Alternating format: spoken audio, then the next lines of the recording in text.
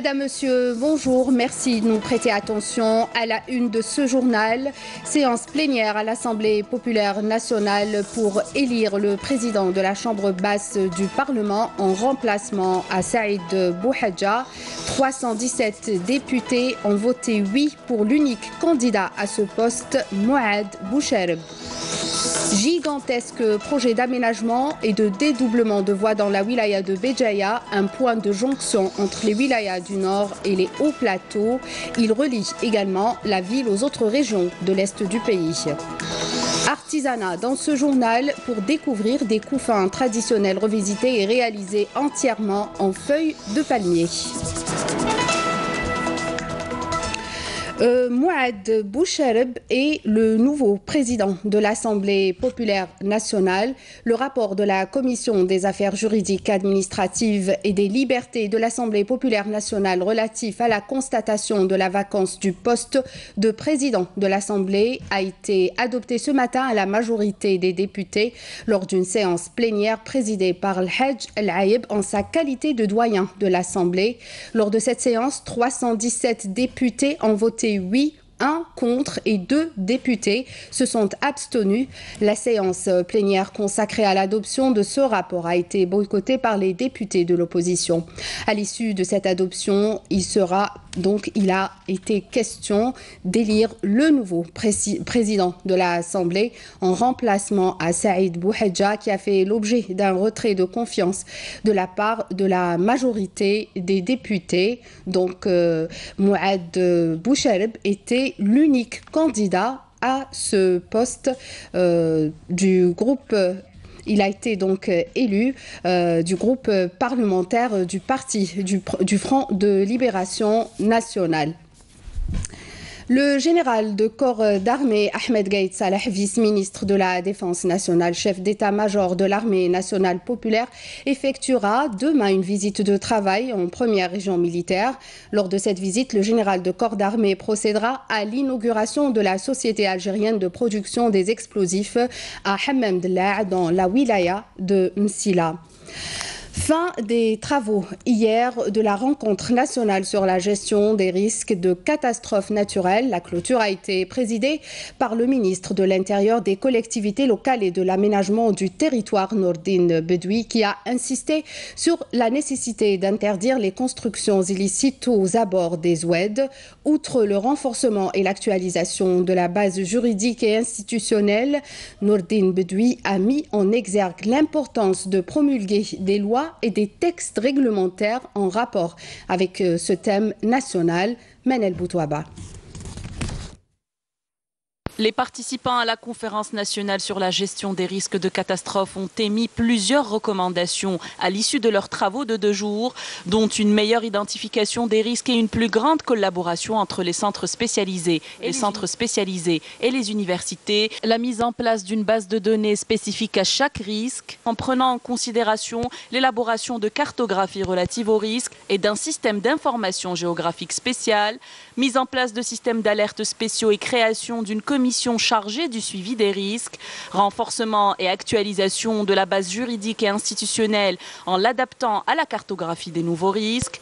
Le ministre de l'Intérieur, des collectivités locales et de l'aménagement du territoire a annoncé que la stratégie nationale globale à l'horizon 2030, issue de cette conférence, sera basée principalement sur ces recommandations. Les recommandations pertinentes auxquelles sont parvenus les participants, dont des experts et spécialistes, sont à même de consolider la capacité de résilience de notre pays dans la gestion des risques de catastrophes. Ces mêmes recommandations constitueront inéluctablement une feuille de route qui servira à l'élaboration de la stratégie nationale globale à l'horizon 2030, laquelle sera soumise au gouvernement dans les 6 mois à venir, conformément aux instructions du président de la République, Abdelaziz Bouteflika.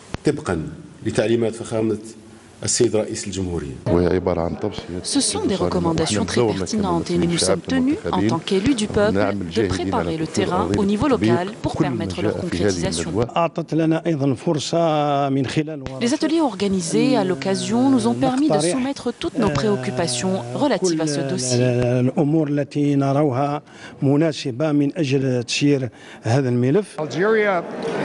L'Algérie dispose d'une grande expérience dans la gestion des catastrophes naturelles et de grands moyens technologiques, et nous sommes là pour un échange de savoir et de connaissances autour de cette question. Les participants ont tenu à exprimer dans un message leur reconnaissance au chef de l'État Abdelaziz Bouteflika pour avoir placé sous son haut patronage les travaux de cette rencontre. Nous profitons de cette occasion pour vous remercier et exprimer notre reconnaissance pour les nobles efforts que vous fournissez afin de donner un fort élan au pays et concrétiser les principes de la dignité et de la fierté. Nous vous assurons de notre soutien continu. Nous serons toujours à vos côtés pour le développement du pays. Tous les participants et conférenciers sollicitent également son Excellence le Président de la République pour l'organisation par l'Algérie de la prochaine conférence arabo-africaine sur la réduction des risques de catastrophes naturelles. Pour rappel, les travaux de cette conférence avaient débuté lundi au Centre international des conférences en présence de plus de 600 participants issus d'institutions et organismes nationaux. Elle s'est penchée sur les grands axes de la stratégie nationale 2019-2030, les plans d'action multisectoriels en matière de gestion des catastrophes et la sensibilisation et la mobilisation des institutions nationales, des collectivités locales et de toutes les parties prenantes autour de cette problématique. Plusieurs projets d'investissement sont lancés dans la wilaya de Saïda grâce aux différents dispositifs mis en place par l'État pour encourager l'entrepreneuriat et l'investissement, tous secteurs d'activité confondus. Le fruit d'un travail de longue haleine entamé par les autorités locales notamment et qui a permis le lancement d'une centaine de projets, nous dit Nesrine Ben Saïdi. Plusieurs projets d'investissement dans différents domaines, notamment la santé et l'industrie, ont été validés dans la wilaya de Saïda, et ce, grâce à la politique de l'État visant à faciliter l'investissement pour les jeunes porteurs de projets. Grâce à l'aide de l'État, j'ai pu ouvrir cette clinique spécialisée en endocrinologie et diabétologie. Il faut savoir qu'il y a beaucoup de pression sur les hôpitaux. Ces projets avalisés par les autorités locales visent à la création d'entreprises spécialisées dans plusieurs domaines. Pour cela, une vingtaine de décisions pour bénéficier d'une enveloppe financière ont été attribuées au profit de chefs d'entreprise et d'entrepreneurs. Nous encourageons l'industrie de transformation agroalimentaire. Nous avons constaté que 50% des projets sont dans le domaine de l'industrie agroalimentaire et 30% orientés vers le secteur des services et le reste dans le domaine de l'industrie. Nous avons un projet qui va être mis en œuvre dans la zone d'activité Ain Sultan. C'est un projet de grande envergure qui touche les produits, tout ce qui est boisson, embouteillé et tout ça. Les autorités locales sont mobilisées pour accompagner les jeunes investisseurs pour qu'ils puissent concrétiser leurs projets sur le terrain, et ce, par l'accompagnement et l'aide financière. Pour l'heure, Saïda compte plus de 100 projets dans différents domaines, un potentiel important qui fera de la région un pôle d'excellence économique. L'important axe routier sur la route nationale 9 reliant la wilaya de Béjaïa aux autres régions de l'Est du pays va se métamorphoser grâce au projet d'aménagement et de dédoublement de cette voie. Le projet qui traverse les gorges de Kharata est aussi un point de jonction entre les wilayas du nord et les hauts plateaux. Hasna Zoubiri. Le projet de modernisation de la route des gorges de Kharata, soit la route nationale numéro 9, a fait objet de visites de travail du Wali de Béjaïa, qui a donné le coup d'envoi pour la réalisation de 3 tunnels, des infrastructures qui entrent dans le cadre de l'aménagement et la modernisation de la route actuelle. C'est un méga projet qui ne concerne pas seulement la wilaya de Béjaïa, mais il sera un trait d'union entre le nord et le sud du pays en passant par les hauts plateaux. Le projet de la route de Kharata est très ancien. Le dédoublement de la route nationale numéro 9 à Kharrata devra désengorger la route reliant Béjaïa à Sétif sur une distance de 10 km avec un taux de réalisation de 65%. Il est également question de réhabilitation des anciens tunnels. Cette route est sur une distance de 7 km 600, dont plus de 4 km d'ouvrage d'art. Aussi, il y a plusieurs tunnels avec plus de 1130 mètres. Pour le reste, ce sont des remblais. Au début de ce projet, nous avons dégagé 6 milliards de dinars, mais aujourd'hui, il nous a coûté 13 milliards de dinars. L'Afrique, il n'y a pas un projet pareil. Même, je peux dire aussi que sur le monde entier aussi, il y a des projets qui sont très rarement, vous allez rencontrer. Les tunnels qui traverseront le dédoublement de la route nationale numéro 9 vont bénéficier par ailleurs de l'éclairage public, moyens d'aération et d'une couverture de réseau téléphonique. Les travaux de rénovation et d'extension de la station de traitement des eaux usées de Beni Mred dans la wilaya de Blida ont atteint un état d'avancement satisfaisant. Une fois mise en service, la capacité de cette station d'épuration sera ramenée à 39 000 m3 par jour. Plus de détails avec Karim Maïfa. Une station d'épuration des eaux usées d'une capacité de 39 000 m3 par jour à Beni Mred en plein travaux de réhabilitation et d'extension. Une autre station d'épuration à Boufarik en phase de réalisation avec une capacité de plus de 60 000 m3 traités par jour. Deux projets pour un seul objectif, traiter les millions de mètres cubes d'eau usée de la Metidja avant leur rejet dans les ouates de la région. Le taux d'avancement des travaux de façon générale est de l'ordre de 80%. Quant aux travaux de génie civil, ils ont atteint les 90%. Génie civil, on est à 90%. C'est 1%. Le taux d'avancement des travaux dans la station d'épuration des eaux usées de Beni Mred atteint aujourd'hui les 95% avec 3 lignes qui seront opérationnelles à 100% à l'horizon 2030. À terme, les deux stations d'épuration permettront la réduction des rejets systématiques des eaux usées dans les cours d'eau ainsi que l'irrigation des terres agricoles environnantes pour permettre à la nappe phréatique de la Metidja de se régénérer. Grâce à ces deux stations, on va réduire 50% des rejets des eaux usées dans les ouates de la wilaya de Blida qui souffrent cruellement de ce problème. Dès la réception de ces stations, on contactera les agriculteurs de la région pour leur proposer l'utilisation des eaux traitées de ces stations pour irriguer leurs terres. Une fois les travaux achevés, c'est la ville de Blida et 6 de ses communes qui profiteront de ces deux stations d'épuration. À terme, la wilaya compte devenir leader au niveau national dans le traitement des eaux usées. Selon un communiqué du ministère de la Défense nationale et dans le cadre de la lutte contre le terrorisme et suite à une opération de recherche et de ratissage menée à Tizi Ouzou, première région militaire, un détachement de l'armée nationale populaire a découvert et détruit hier un atelier de préparation d'explosifs contenant 11 bombes de confection artisanale, 2 obus pour mortier et divers autres objets, tandis qu'un autre détachement de l'ANP a arrêté un élément de soutien au groupe terroriste à Tissemsilt, deuxième région militaire. Et toujours dans le cadre de la sécurisation des frontières et de lutte contre le crime organisé, des détachements de l'ANP ont arrêté lors d'opérations distinctes menées à Tamanrasset, Borj Beji Mokhtar, 6e région militaire, 11 contrebandiers et saisi un camion, 4000 litres de carburant et 2 tonnes de ciment, ainsi que 5 détecteurs de métaux et 7 motocyclettes, alors que 7 quintaux de tabac ont été saisis à El Oued, 4e région militaire, précise le communiqué du MDN. Place à l'actualité internationale. Elle est résumée par Naïma Haouch et on commence par la situation dans les territoires occupés. Montasser Mohamed Elbaz, un adolescent palestinien de 17 ans, a été tué d'une balle dans la tête lors de manifestations près d'El Boureij par les soldats de l'occupation israélienne lors de heurts le long de la frontière de la bande de Gaza. Depuis le 30 mars, les abords de la frontière avec Israël sont le théâtre d'une vaste mobilisation contre le blocus imposé depuis plus de 10 ans à la bande de Gaza.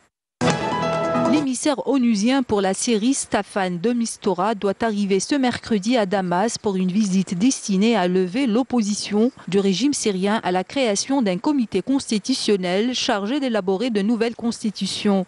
Le responsable de l'ONU doit lever les interrogations du gouvernement syrien sur la composition du comité constitutionnel en gestation depuis des mois. Les Occidentaux réclament à Staffan de Mistura de réunir au plus vite ce comité pour revigorer un processus politique en souffrance face aux démarches diplomatiques parallèles de la Russie, la Turquie et l'Iran et la reprise progressive du contrôle militaire du pays par le gouvernement syrien. L'ouragan Huila, rétrogradé en catégorie 3, a touché hier soir la côte pacifique mexicaine au nord-ouest du pays. L'ouragan, qui avait été classé quelques heures en catégorie 5, avait perdu de la force mais reste extrêmement dangereux selon le Centre américain des ouragans. Par mesure de précaution, plus de 4250 personnes ont été évacuées et les écoles sont restées fermées dans les zones à haut risque. Il est l'un des derniers souffleurs de verre d'Afghanistan. Dans son atelier, Roulem Sahi tortille habilement le verre fondu pour le transformer en gobelet et vase d'un bleu ou vert délicat. L'industrie, autrefois florissante des verreries d'Herat dans cette ville éponyme de l'ouest du pays, a été brisée par des décennies de guerre, de pauvreté et d'importation bon marché. Le métier de souffleur de verre transmis de génération en génération tend à disparaître en Afghanistan. Retour au pays pour parler sport. L'entente de Sétif a battu hier soir le club El Ahly du Caire 2-1 en match retour pour le compte de la demi-finale de la Ligue des champions d'Afrique, mais a raté tout de même sa qualification pour la finale de la prestigieuse compétition africaine. Pour rappel, en match aller, la formation sportive sétifienne s'est inclinée face à El Ahly par 2-0. Les Égyptiens ont ouvert le score lors de ce match retour disputé au stade du 8 mai 45 à la 61e minute par l'international Walid Slimane. Les buts de l'entente de Sétif ont été signés aux 67 et 71 minutes par Bekir et Racha. El Ahly affrontera donc en finale de la Ligue des champions d'Afrique l'Espérance de Tunis qui s'est qualifiée à son tour en battant la formation angolaise.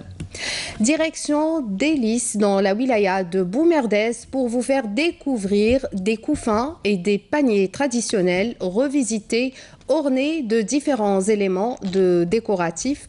Ils sont réalisés entièrement en feuilles de palmier, à la fois pratique et décoratif. Le couffin traditionnel devient un accessoire moderne et indispensable. Le portrait de notre artisane est dressé par Hassiba Abdallah. Il était fait en raffia tout court. Aujourd'hui, il porte des couleurs et des décorations de tout genre. Ce sont de nouvelles modifications apportées au couffin traditionnel par des femmes artisanes. علاش خديت هذيك القفه باش نواسيها باش نجملها باش نزيد نوري بلي اون بو فير بوكو دو شوز بهذه القفه. Cette matière première, on peut faire beaucoup de choses avec. Pour moi, c'est ça le plus important. C'est comment de quelque chose. La base, واش راهم يخدموا الحرفيات والحرفيين في المناطق كيما بومرداس كيما دلس كيما جلفه هادو العباد اللي يديروا القفف هاد الحلفه وهاد تاع لو بالمي هدايا الخيط تاع لو بالمي هادو كامل الناس تخدم موراهم. Cette artisane transforme ses couffins en sorte de sac à main typique. نحكي لك مقبله تاع دلس هادو ما حرفيين تاع دلس يخدموا هذا النوع من القفف انا يعني نزينها برك نزينها نعطيها طابع وكي تشوفيها تلقاها كي الساك نعم ما باكي قفه يعني اي سيده تقدر تخرج بها اي فتاه تحب هكا تكون عصريه تقدر تخرج بها. Certaines même laissent libre cours à leur imagination, notamment pour le choix des matériaux. انا نتكلموا على اطار حمايه البيئه استعمال يعني لو ساشي بلاستيك نوار الكيس الاسود اللي خلينا الان نستعملوا القفه هي اداه تاع التسويق وكذلك لاعاده النظر في التراث تاعنا في الجزائر. Original, coloré, stylé, les couffins sont transformés en créations féminines pouvant être portées au quotidien.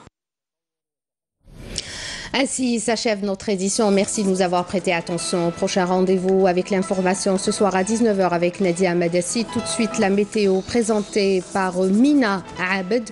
N'oubliez pas de retrouver tous nos programmes sur les sites internet de la télévision, donc la chaîne YouTube ainsi que notre page Facebook.